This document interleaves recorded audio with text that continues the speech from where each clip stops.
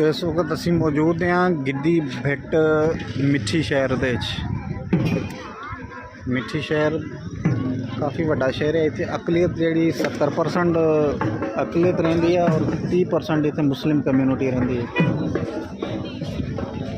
ये बार्डर दे नाल इस साइड ते वड्डा शहर जिहड़ा वा वो मिठी है। ऊँट सवारी वास्ते खड़े आ थले जिहड़ा तुहानूं नज़र आउंदा वा सारा थले पहाड़ी तो थले सारा मिठी शहर है। टोटल मिठी शहर है।